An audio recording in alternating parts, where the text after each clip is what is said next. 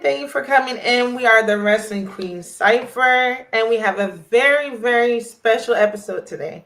So, if you don't know, now you know. We have Carolina's finest, the one and only, the revolutionary, the Intergalactic Soul. We have Darius Lockhart in the building. So, thank you for coming in. Thank you for sharing ASE with us all. And we want to kind of get into it because ASE 11 is this Saturday. They're kind enough to grace their presence with us. If you have Twitch and YouTube, it is available on there as well live. So with that being said, Mimi, did you want to start it? Sure. Okay. Like, so one of the biggest things, like, for me is just seeing you at first. I was just like, I just loved how you spoke and how you carried yourself and how you presented everything. And I love how the Black talent is represented because, like, for those of us who have watched wrestling, like, you kind of see a certain type. It's like we know what they are and what they can be, but we don't see that fully. Mm-hmm. So watching ASE is just like, it's such a refreshing thing. It's hard to not be like, okay, I love this. I love everything about it. So my question is, like, was that like the push? Was that kind of like the priority as far as like presentation for ASE? Oh, 100%, 100%. It was born, unfortunately, I don't want to give the powers that be or like the former infrastructure of pro wrestling kind of too much credit, but it really was kind of born of being like, hey man, we're more than this. We're more than what the industry kind of puts us in a box as. And it kind of started with me just sitting with the wrestlers and being like, imagine if we didn't have to wait for someone to allow us to be ourselves. How silly is that, saying that out loud? We're having to pitch things and doesn't get approved because this guy doesn't get it, or we don't get a whole job because someone looks at us and they don't get it, what they're looking at. They don't understand it. So they don't think they can sell it to middle American audience. Wrestling is really bad about wanting to swim downstream and rather not trying new things. They just kind of go with the flow. And as we know, what this country is kind of built on, everything like that, a lot of representation gets swapped to the wayside, and it becomes a numbers conversation rather than a literature conversation. So the words on the page and how people are drawn and really thought about, and how people are portrayed, and what the words and what the actions on screen are saying to the audience isn't really worried about. It's just as long as we fill a number and a demographic, we've checked our boxes. So, a lot of the times for me pitching early about this idea was me sitting down with wrestlers that I love, respect, or have befriended and going, hey, if I could make a vignette of you for like, it to be anything, like, what would it be? What would it look like? What if you could write your own? And everyone had such intricate ideas and concepts of themselves. And usually most of the time it was almost really 180 from how they were being presented by a usual pro wrestling show. They're usually way minimized, or, maybe just a fraction of that at best. So this started with us saying, hey, how can we really be authentic and show, how do we take the shackles off? Not to be don't want to be so literal with that analogy, but how do we, get the training wheels off and really move how we move and talk how we talk, and don't have to be relegated to speaking in colloquialisms that are 10 years behind. So, Yeah, absolutely. Yeah. I mean, you can tell like it's resonated, with us, like the ones like where you see it and you just get it. It's like, okay, this is for us. I'm here. Okay, we're good. Mm-hmm. Kind of thing. So yeah, we appreciate that so much from y'all. Thank you. It means the world. It means the world. Yeah. I would say, like, if you could describe one word to describe the impression that you want to leave your fans when they leave the ASE shows, like, or a feeling that you have, like, what would that be? I don't want to be like cliche, but I think love popped in my head, first, just because whether you go, damn, if you're a person of color, you go, damn, I love us, or whether you are a fan of wrestling and it makes you go, damn, I love wrestling. It doesn't really matter. It's a love letter to both, the African diaspora at large globally, and a love letter to pro wrestling and everything I love about pro wrestling, that I think independent wrestling specifically, but also just professional wrestling as a medium, has kind of gotten away from and lost a little bit as it's had to adapt to the kind of the microwave era. So the instant gratification era, things are just lost to the wayside, from long-term storytelling to whatever.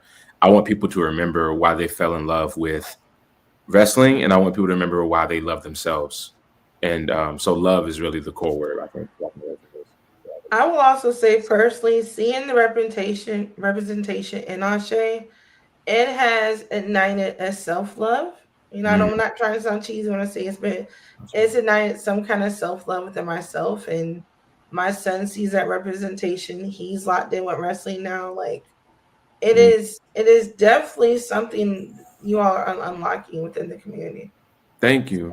So, That's something I put a lot of thought into, especially a few months ago. I was really thinking about it.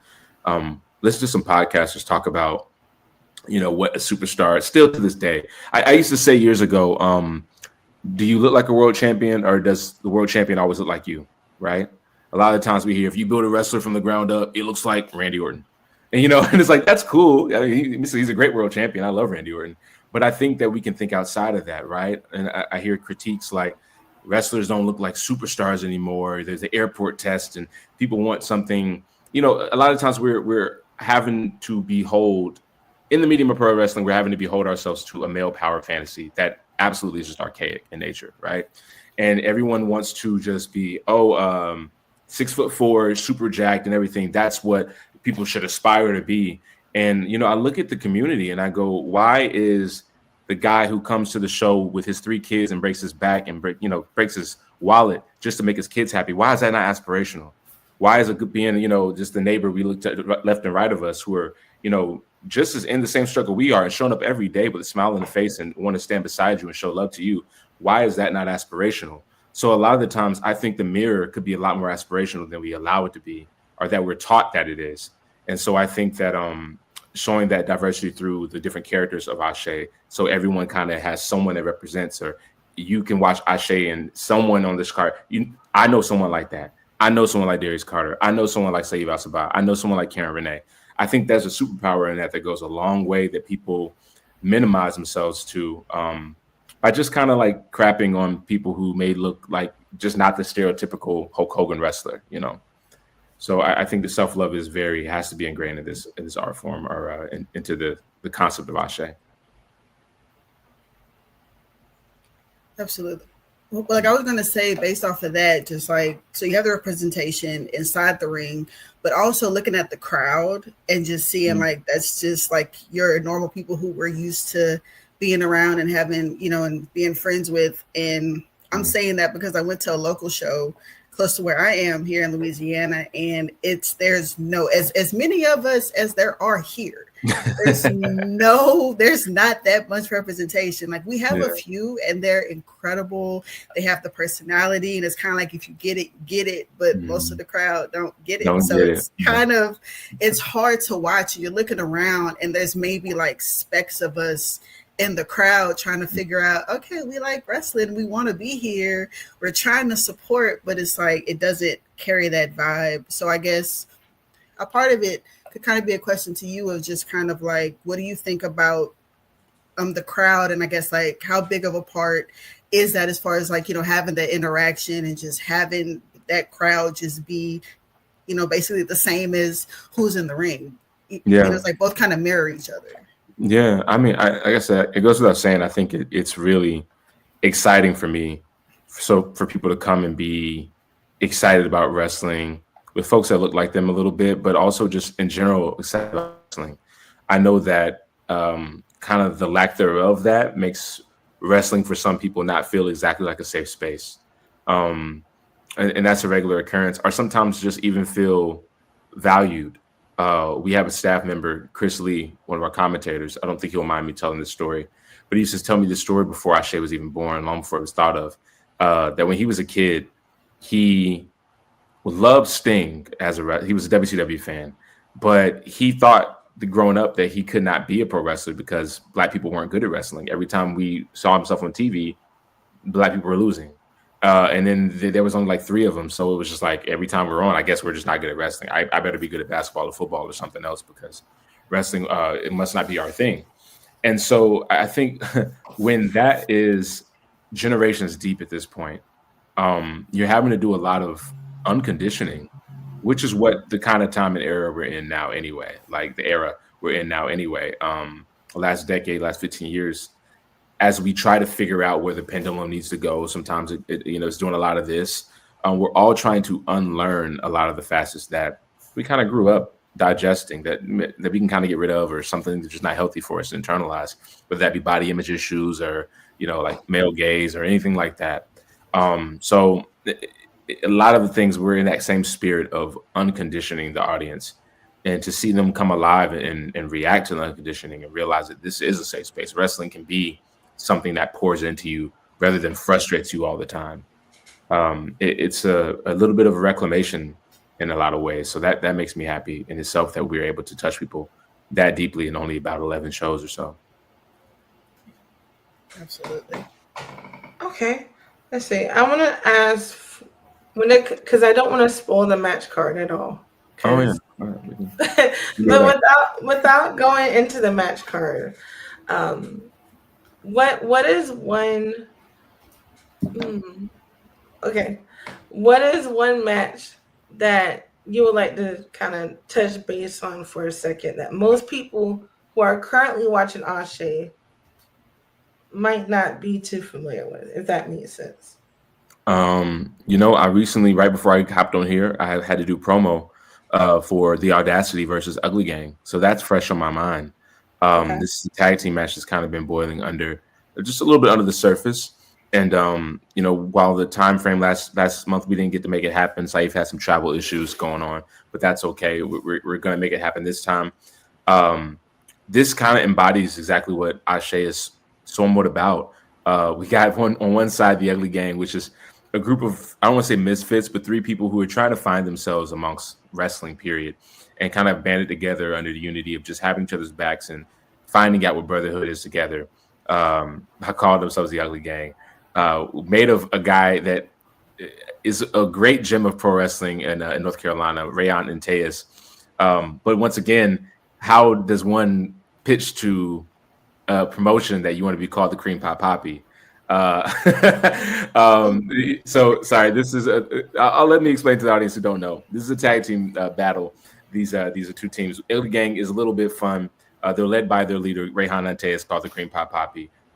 He throws cream pies, little oatmeal cream pies, to the audience. It's fun. It's a little good bit. He has a great song. He makes his own theme song. It's very fun. To me, this is our version, ASE's version of DX a little bit. But you know, without some of the crudity.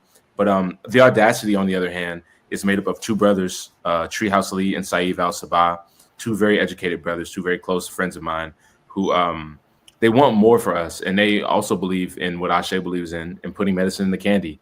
And as they came out and decided to, I guess, confront the Ugly Gang after a victory they got a couple months ago in a really crazy 6-man tag, which I would advise everyone to go watch Return of the King to see how this conflict started, but also see how Ugly Gang gets down.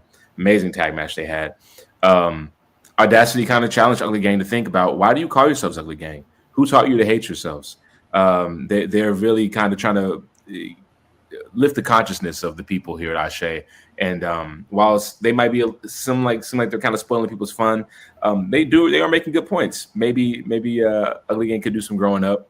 Who's to say? We'll see if their tactics work coming up this weekend. But that's going to be a tag team match I think everyone is going to be sleeping on going in, and realize coming out that these are some very special talents amongst this group. So much as a group. So I can't wait for people to see that one.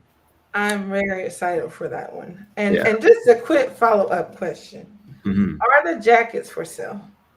Which jackets? The Audacity. Oh, well, you have to ask Treehouse. Treehouse makes those. Treehouse makes those himself.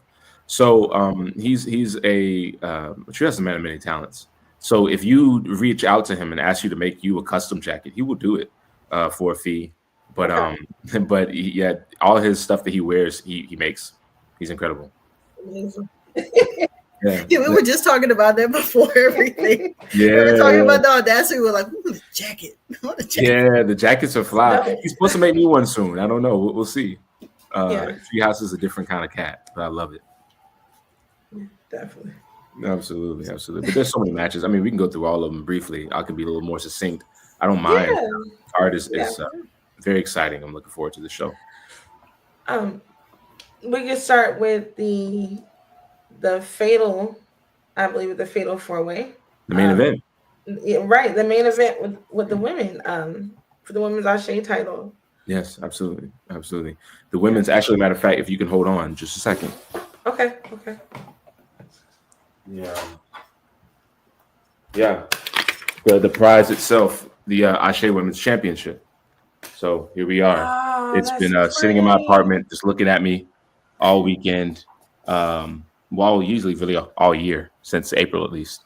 And this thing is very special. And we finally gets to leave my apartment and get in someone's gear bag this weekend. Very excited about it. You got a big fatal four-way between Karen Renee, who's out of the New Jersey area, who beat Faye Jackson, of all people, one of her former mentors and idols, to qualify. You have Charity King, one half of the King Bees tag team. Now she's solo. She wants to be on her own. She's trying to figure stuff out. We'll see if she can get it done. You got the cannibal Savannah Evans, who is a North Carolina staple here. If you're a North Carolina independent wrestling fan, Savannah Evans has won Women's Carolina Wrestler of the Year like 6 years in a row. So she kind of she has a chip on her shoulder because she was not on the first ASE show, nor the second, nor the third. So she kind of felt it was a slap in the face that she wasn't on these shows. So right now, this is a big moment for her to come in and say, hey, this is my domain. This is my castle. And how dare these implants come in and try to steal what's rightfully mine. And respect to her, she has every right to claim that. You win anything 6 years in a row, you're Nicki Minaj of North Carolina.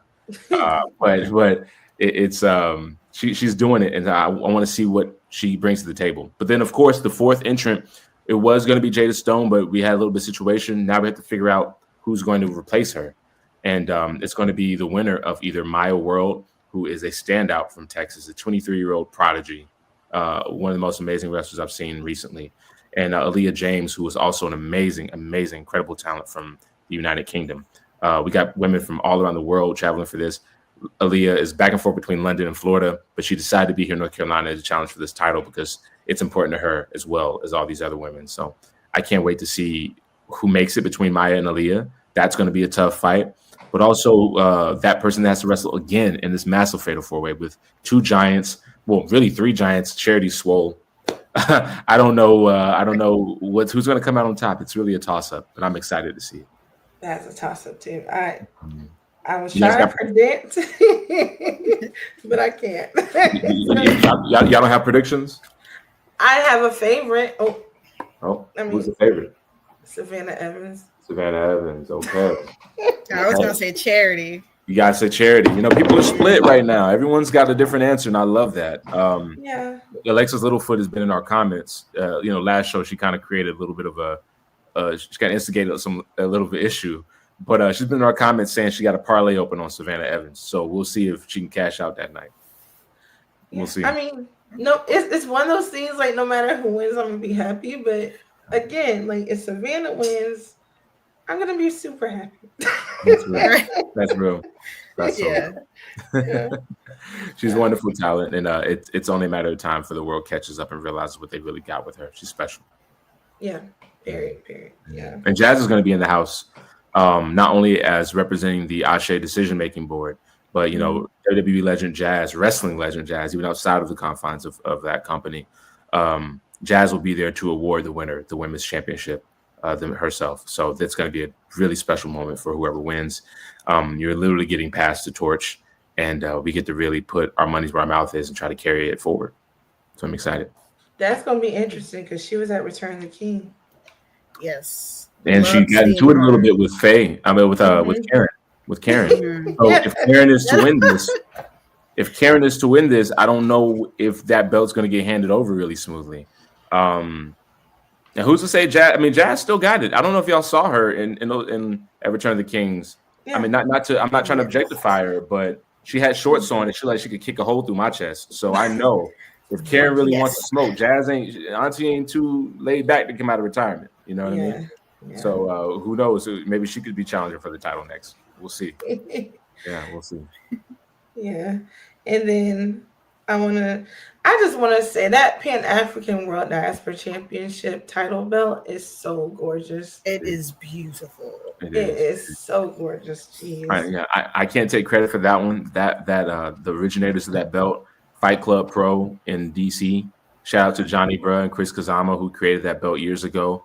I got to be a part of the foundation to, crown that belt. A lot of people know Trish Adora as the first holder of that championship, but She beat me to get it. Now people realize that that match, I tore my pec in that match and was out a year because of that match with Trish Adora. So that belt has a lot of lineage to it, has a lot of history. Even though with 3 champions, there's power to it. So it is a gorgeous belt, and now we have a new champion in Khan. Mm-hmm. Now, my question about that is there a chance we might see Khan's belt, or now that Khan has a belt, could we see that on mainstream TV possibly? That's a Tony Khan question. Okay. I've noticed, AAA gets their time on TV. The New Japan titles have appeared. I would love for the Pan African title to be on All Elite Wrestling. One is to presume that, with they want the focus on what they're trying to build right now with Ricochet and the trios, which I can totally respect. But it would be nice to see the acknowledgement of that championship. But ultimately, it's not up to me. Okay. Unfortunately, yeah. Understood. Yeah. Right. Now, yeah. So with that, we have Bishop Khan versus Isaiah Bonner, and then Jocelyn Navarro will be with him as well. Yes, Jocelyn Navarro. That's Isaiah's rib. That's his left hand, his right hand too. So they move together. So she could come into play during this match. Khan's a little outnumbered. We'll see what happens. Should be in the building too. The former champion's in the building. So, I'm sure he has a little bit of a feeling about what happened, considering the way that match ended with him and Khan. I was about to say, not to jump around, Darius, but it's a lot of animosity in ASE 11. Yeah. It was very early on. We started ASE 1, ASE 2, ASE 3. I said, people were like, oh, wow, this feels so good. It's like family. I said, yeah, it's kumbaya right now. But as soon as we start doing titles and people start losing matches, people are going to start feeling away. And now we're here. And it was nice, kumbaya, but we're in year 2, and now people have feelings. I have feelings, I got a couple ops on this show, so it is, but that's the business. And we all know what we signed up for. So the tenacity, the tension's crazy for the show, for sure. Yeah.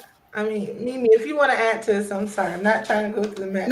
No. Hey, I was about to be like, go ahead, dude. I'm just as excited about the whole thing too. Just all of it. Yeah, go ahead. I'm sorry. Yeah. Well, okay. So to kind of step aside from the matches for a second is one of the things that I know it's not just me, but I've completely fell in love with Chris and Big Swole doing commentary. That's what really kind of cemented it for me, because I was just like, it's one of those things like, when you were talking about, the body of the wrestlers, to hear them talk about them, but in a way that's not insulting, like it's respectful, but it's funny, because we can all kind of relate to it, and it was just like, just hearing them is just, it's just so fun to just watch and hear them speak on everything happening and being so interactive with everything. Like, so kind of, how did you get the two of them? Like, how did that happen? Oh, well, they're both close personal friends, honestly. I was in Big Swole's wedding. I was one of the Cedric's groomsmen, which to me, it's funny how this has come up organically after the interviews I did, but it's one of the greatest 6-man tags I've ever seen out of a groomsman lineup. Me, Cedric Alexander's groomsmen were Shane Strickland, ACH, myself, Rayhan Antaeus, and Ian Maxwell. And Ray and Yaya was in the audience, and Movie Mike was too. And so, it's a very it's a close-knit family. So Swole, I've known Big Swole since her and Cedric first started dating. I was there for when Big Swole took her first bump.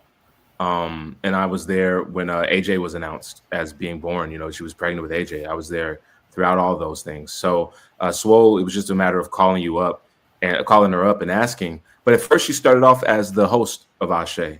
And then her Crohn's was flaring up. She was having issues with that. So we missed a few shows. And then when we brought her back, I was like, let's try commentary, because I've been looking for a female voice to put on commentary. And I was looking for a female voice to put on commentary, and I was trying to figure out who, when, what, where, why. And other people just kept auditioning or wanting to, offering their services. And I was like, hey, we'll use you. Gerard's here. He's useful. He's good at commentary. Caprice Coleman, we have him on staff. He's one of the best commentators ever. Why not, put him on one night and see how it feels? But it wasn't what I was still looking for, that effeminate touch. I still wanted that to feel like you're watching with a homegirl and a homeboy, the AJ and Free, the 106 and Park vibe. And I also feel like a woman's voice is just necessary if we're going to do all facets of expressionism. It can't be so male dominated all the time. It just gets boring and monolithic, right? So Chris, on the other hand, I met him through wrestling years ago. He used to be a pro wrestler. I always credit him for giving me my first good match. I had a lot of matches and they were okay, they range between crappy to okay. And then I was hearing I was going to wrestle Chris, and at the time we were both wrestling for a place called CWF Mid-Atlantic, which was like just kind of a small place in Burlington. It had a little buzz online for a little bit in independent circles, but they weren't paying people. We were just showing up just to get reps. And we found out we went to the same. He was alumni of my current college. I went to UNCG. He had graduated years prior. So we kind of bonded over that. He would give me rides to shows. And they said, hey, you're wrestling each other one night. And I remember I just focused on it and then when we came together, it was just magic. We have a good chemistry. And so that's really been my brother for years. And I've known him and seen him marry his wife and him have 2 kids now. And so it's just really the longevity of relationships and feeling like, hey, I believe you'd be good in this position. Let's try it out. And when we got those 2 together, boom, off to the races. So I couldn't be more proud of that accidental lightning in a bottle, but I will refuse to take it off if I can help it, you know.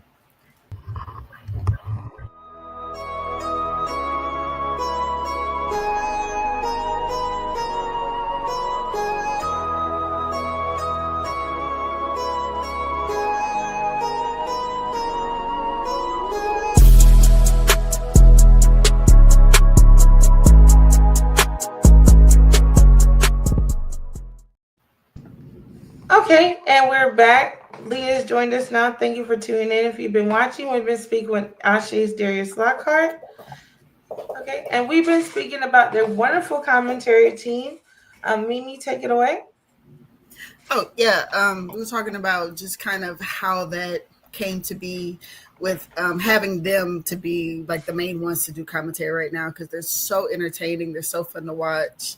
And just the whole thing of, of course, when it comes to wrestlers, and a lot of people look at their bodies and comment on it, and some jokes fall flat for some other people, but I feel like when it comes to them, it's done in a respectful way, and it's entertaining, and a lot of people can relate to that, to where it's like, that's kind of how we compliment each other, kind of within the community. It's like, I promise you it's not an insult, this is friendly, we mean no harm. So yeah, just kind of how that came to be. That's where we were speaking. Yeah. Kayla, did you have any questions you want to add, or did you want to wait a moment?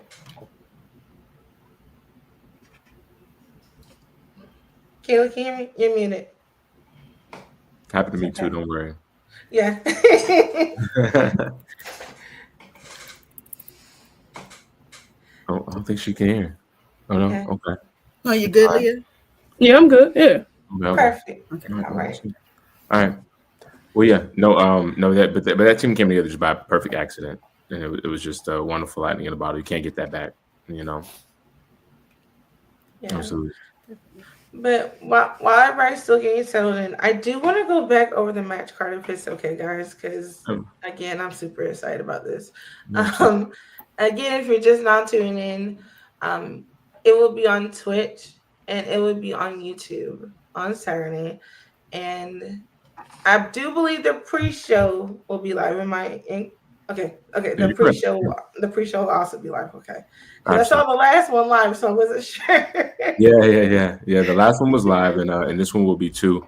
Okay. This is it's gonna be cool. I love giving everyone a stage. A lot of people hear pre-show and they have a negative connotation to it, but I always assure people, look, you're not really like the pre-show. Like, like the pre-show to me is not the pre-show. It's just matches we couldn't fit on the main card just because it was just like, hey, time constraints or whatever like that. I don't want the actual show to be 8 hours long. I want it to be concise. So the pre-show is its own thing. And when we refurbish ASE TV, when that comes back for the season 2 and everything like that, you won't know the difference because those matches will be plugged in just as much as everything else. So there is no big eyes, no little U's. and there are no pre-shows, and there's no real difference other than the timing.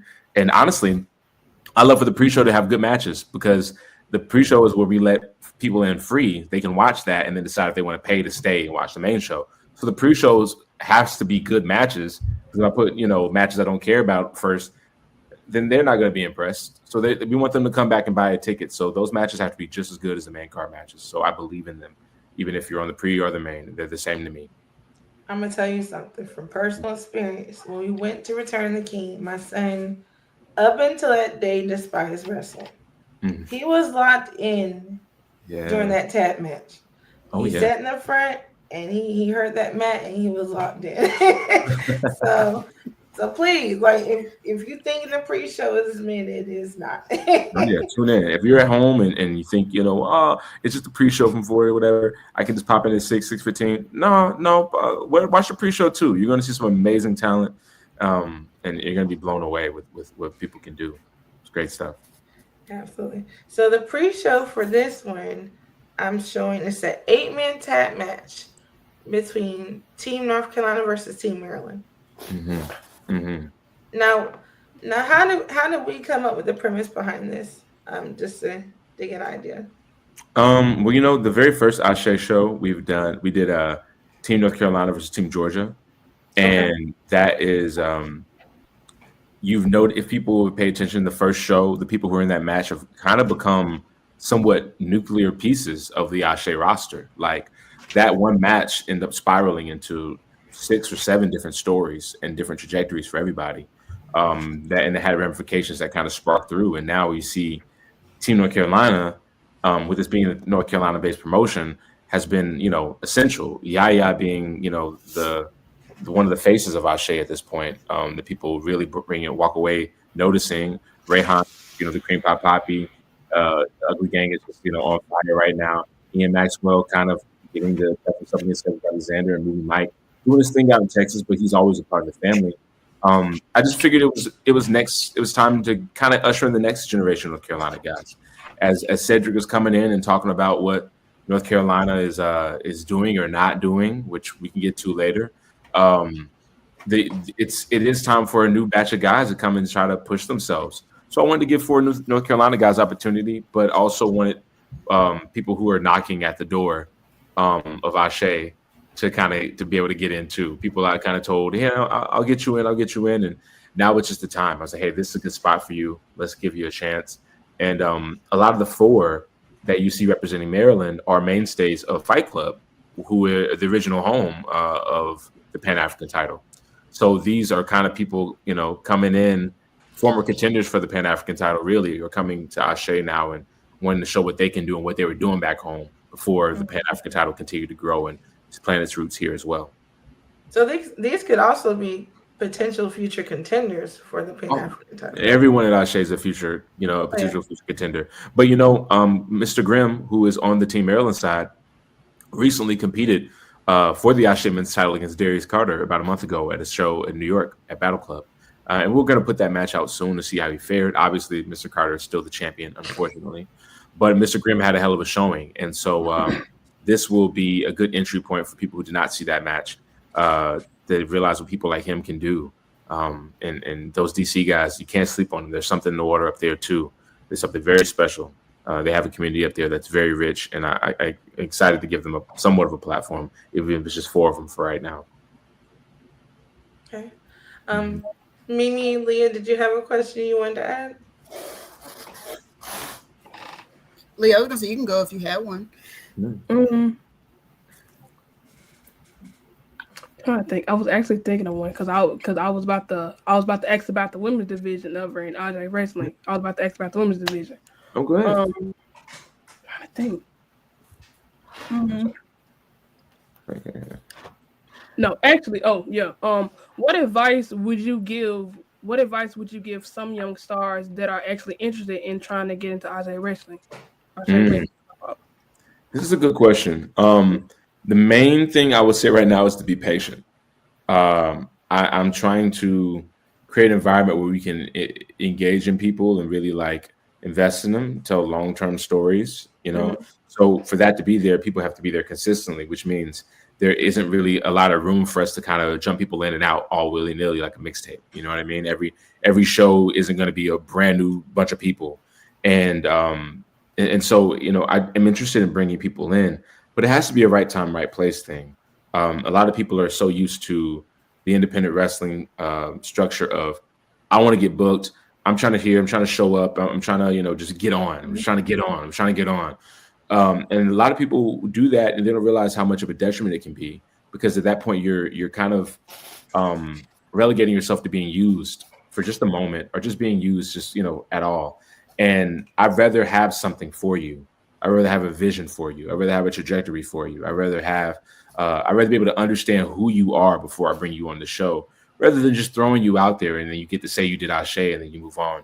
And it's just like a chip on your belt. No one really grows from that. And I always tell people, you can have a good match anywhere. That doesn't excite me. And doesn't really excite the people who, you know, watch ASE. There's great wrestling here. There are good matches here, but that's not what makes ASE. Otherwise it would just be any other wrestling company, right? So I would tell people, just be patient and work on who you are and understand who you are. Be able to tell me who you are. Be able to tell let the audience know why, you know, just one promo will be able to look at you, who you are. They should be able to do that within a few seconds or a minute or so. So I would just say, work on your craft and be patient if you're trying to get in here. I book long term, so these people who are on ASE right now are going to be here for a while. I'm not swapping a lot of people out anytime soon. These people, that's our team, and I would love to have new people, but just give it a second. Mm-hmm. Mm-hmm. Yeah, but that's about it for that. Mimi, did you have a question before I went to the next match? I'll say maybe one. Like, I understand like how difficult it is to travel and everything. And I don't know if I'm just being selfish with the question, but would you ever consider, or even if it's like a long-term goal, to ever like bring ASE to different places? Yeah, that's a long-term goal. This is just, I was able to put together ASE and put together what you see now through just 10 years, or a little bit over 10 years of experience as an independent pro wrestler, or just someone, you know, even before I was taking bumps, just kind of showing up and just helping set up brains and learning, just being a sponge. It was able to produce what you guys see now with ASE. But there's a lot of learning curves that I'm having to be privy to. I have to learn how to, when I started ASE, I didn't really know how to book venues.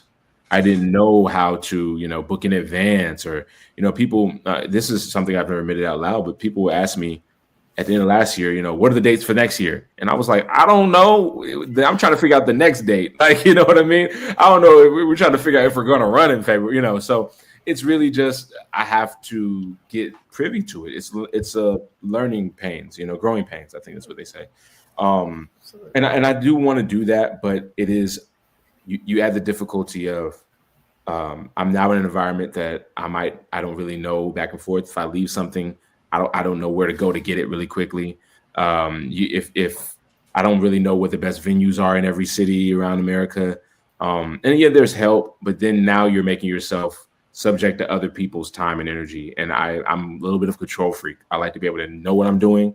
And it's kind of hard to work with people. You have to build a lot of trust there. And as this is such a sensitive and important brand, I can't just put my trust in anybody's hands to deliver what we do as well as we do it. And just kind of hope that when we get there, everything's going to be good, because we've done that before and some things just are out of place and I would have done it a different way. So it's just really a matter of creating infrastructure that's almost, I don't want to say infallible, because that's just impossible. Something's going to go wrong. But until I'm more secure in that this can go off without a hitch and we can give you what ASE really is while touring and traveling, and it doesn't, you know, cost an arm and a leg to get everybody there who is a part of ASE. I think that's the hurdle we're going to have to get over before it becomes a regular thing. Otherwise, you'll see an occasional pop-up, like Vegas was an occasional thing, or we did the Indiana collaboration show. That was an occasional thing. Next year, my aim is to try to get out of Charlotte and other cities in North Carolina, maybe a Durham, maybe a Raleigh, maybe a Greensboro. And then we kind of start there, and hopefully maybe the back end of next year, maybe we can go somewhere like a I know Michigan shows us a lot of love. New York shows us a lot of love. Virginia shows us a lot of love. So it's just a crawl before you walk thing. Until then, you guys, please come to the Mecca. We love to have you here in Charlotte, and we know we can give you what we advertise if you come here with us at home. And this is very much we got wrestling at home, family. Right. Right. I was bringing it up to. I was like, I have to make a trip out there. I'm in Louisiana.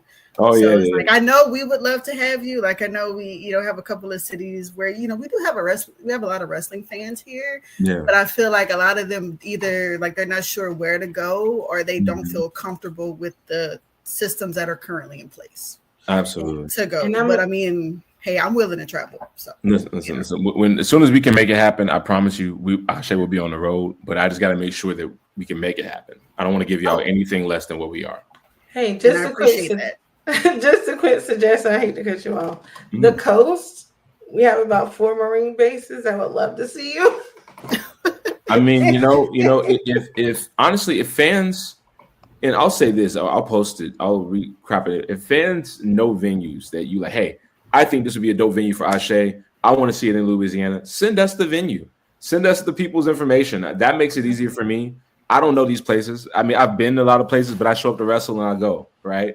So if you guys send me, hey, this is interesting. This would be dope here. I want to see it here.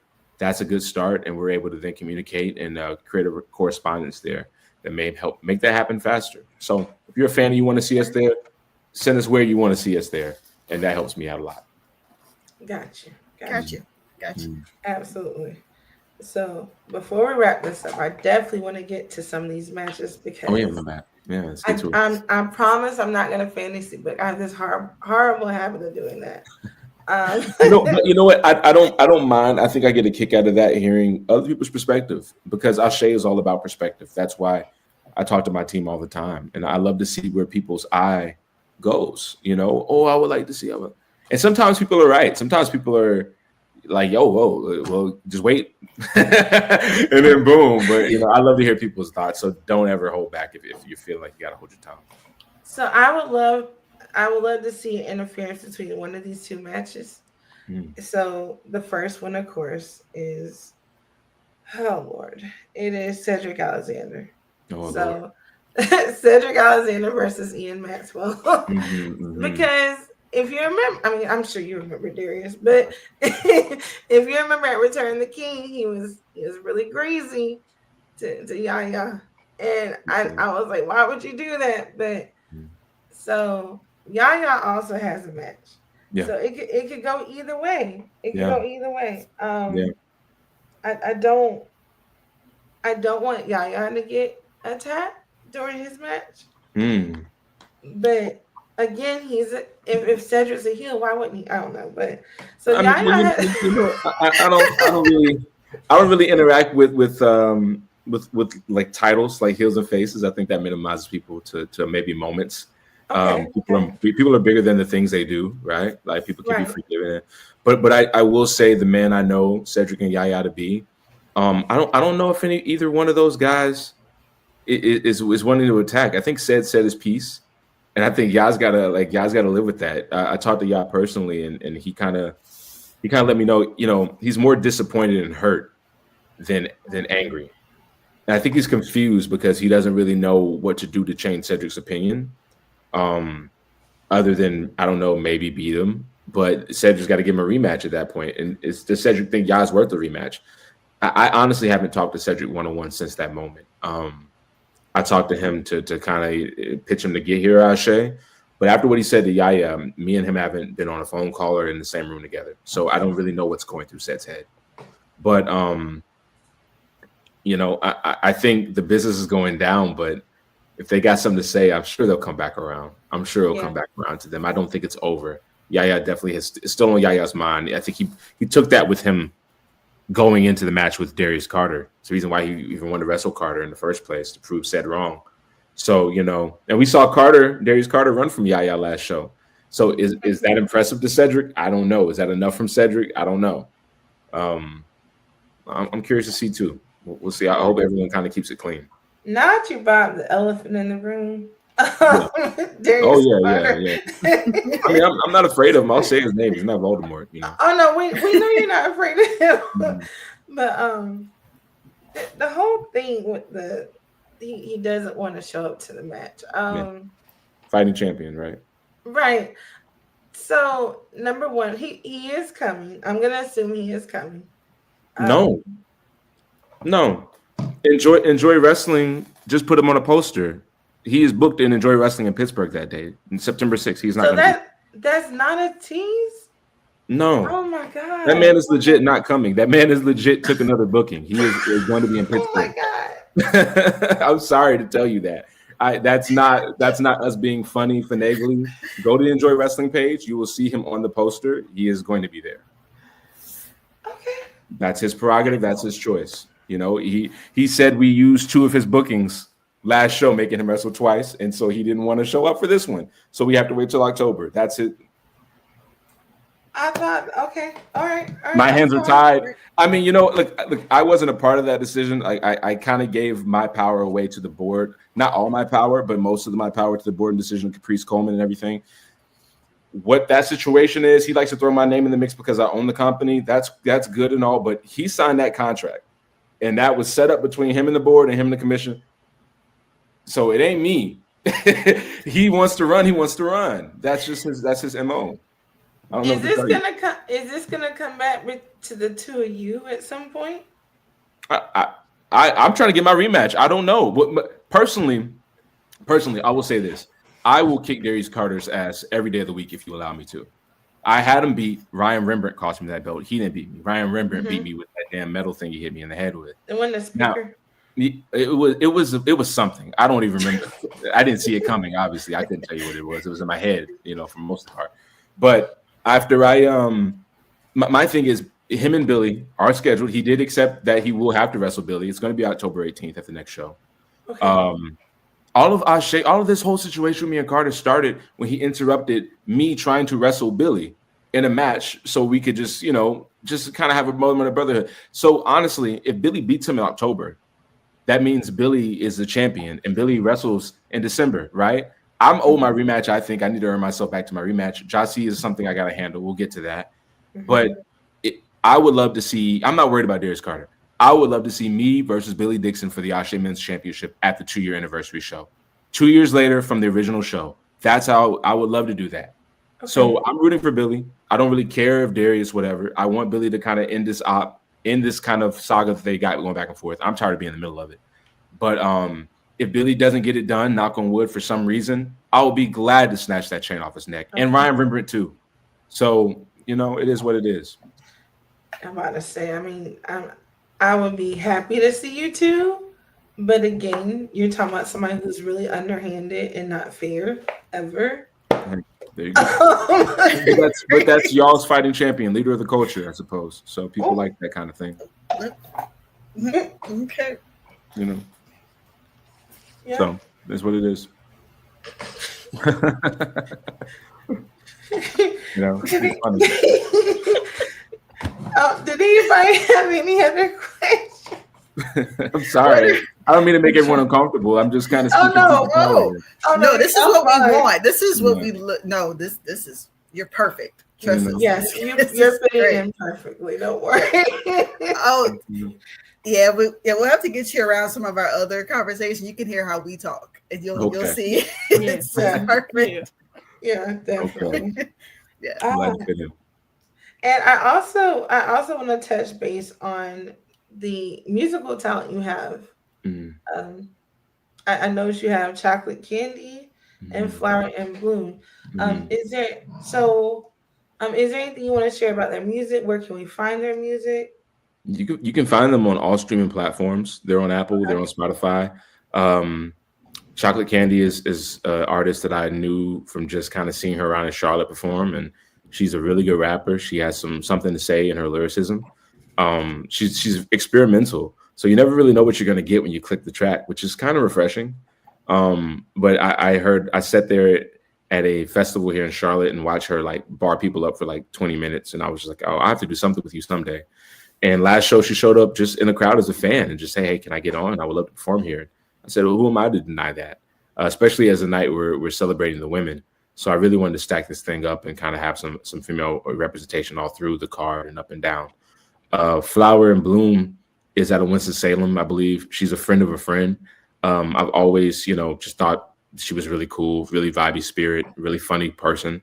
And then her music is just kind of taken off slowly. So she's kind of, both are inspired by the artist that we invoked for the show this month. This is the 20th anniversary of Erykah Badu's Mama's Gun album, so I tried to pay some tribute to that within the artwork. So it's only fair that these two women are inspired by Erykah, and so they're there just performing and doing their thing.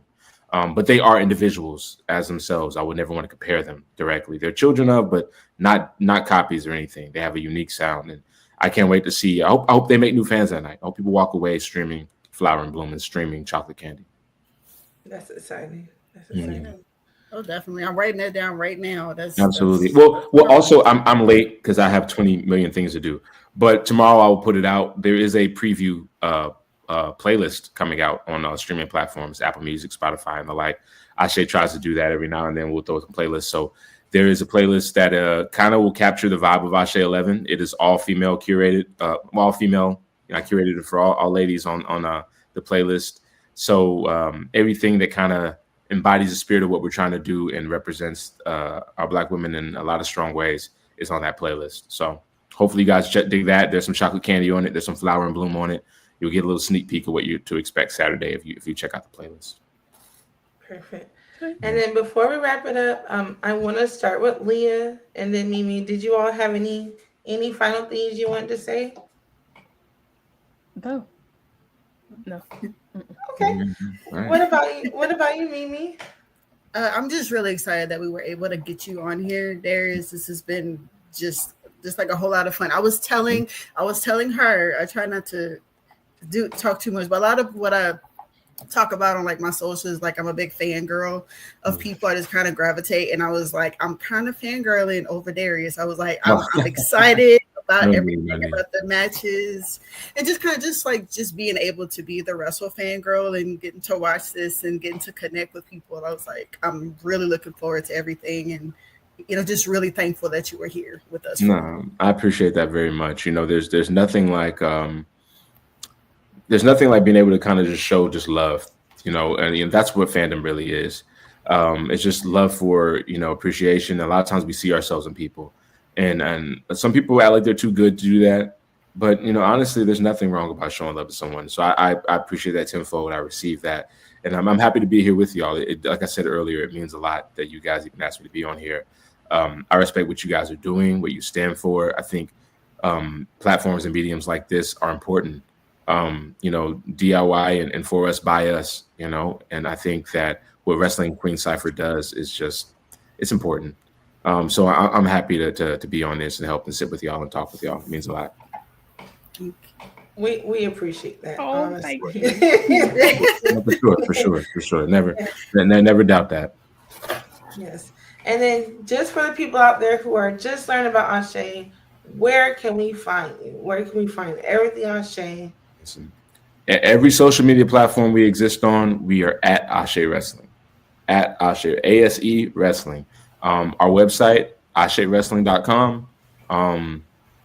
And that will even send you to all the social media pages. We have merchandise there. We have video content there. And we have a lot of news coming too. We're working on a Patreon. These things are in the works. So at Ashe Wrestling is where you can find us. Please stay tuned. And if you want to email us something, serious questions only, please, business inquiries. People will email me the silliest stuff. I don't understand what they're aiming to. But Ashe at AsheWrestling.com, anything like that. We're happy to have you, happy to hear from you. So that's where you can find us. Me personally, I should be in the bio of every social media we have, at DLockPro on Twitter and at Darius Lockhart anywhere else. You guys can find me there. So yeah. Thank you. And then for the panel, Mimi is at Music Junkie on the bottom. Kayla is at Yo Jalea. I will put everybody's information in the description. Again, I thank you all so much for coming in.